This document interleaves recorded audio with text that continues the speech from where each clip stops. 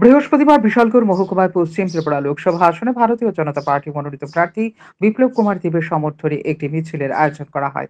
এই মিছিলের উদ্যোক্তা বিশালগড় মণ্ডলের যুব মোর্চা। এই মিছিলে উপস্থিত ছিলেন প্রার্থী বিপ্লব কুমার দেব, বিজেপি প্রদেশ সভাপতি রাজীব ভট্টাচার্য, যুব মোর্চার রাজ্য সভাপতি তথা বিধায়ক সুশান্ত দেব প্রমুখ। প্রার্থী বিপ্লব কুমার দেব বলেন, বিশালগড়ের বিশাল হৃদয় দেখিয়ে দিয়েছে ভারতীয় জনতা পার্টির কার্যকর্তারা। বিরোধীদের কটাক্ষ করে তিনি বলেন, বিরোধীরা নাকি তাকে ত্রিপুরার শিশু বলে সাংবাদিক সম্মেলনে প্রচার করেছে। বিপ্লব কুমার দেব নিজেকে ত্রিপুরার শিশু বলেই মনে করেন। বিপ্লব কুমার দেব বলেন, বিরোধীরা যে ত্রিপুরার শিশু নন তা তাদের বুঝতে 6 বছর সময় লেগেছে। আর বিপ্লব কুমার দেব ত্রিপুরার শিশু হয়েছেন ত্রিপুরার মানুষের ভালোবাসা পেয়ে।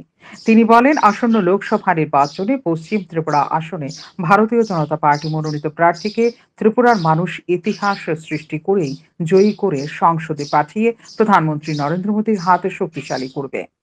প্রেস কনফারেন্স দেখেছি যে ওখানে বলছে বিপ্লব তো শিশু, বিপ্লব তো এরা এখনো বুঝেছে যে বিপ্লব ত্রিপুরার শিশু, ত্রিপুরার মানুষ তৈরি করেছে। আমি ত্রিপুরার শিশু, আপনারা ত্রিপুরার শিশু না, এটা বুঝতে আপনার 6 বছর সময় লেগেছে।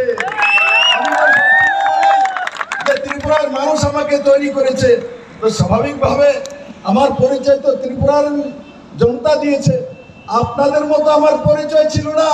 চীন থেকে আমার পরিচয় আসেনি, পাকিস্তান থেকে আমার পরিচয় আসেনি, রাশিয়া থেকে আমার পরিচয় আসেনি। আমার পরিচয় এসেছে 40 লক্ষ ত্রিপুরাবাসী আমাকে শিশু নতুন এক পরিচয় দিয়েছে। এদিন এই মিছিলে ভারতীয় জনতা পার্টির কার্যকর্তাদের উপস্থিতি ছিল লক্ষণীয়।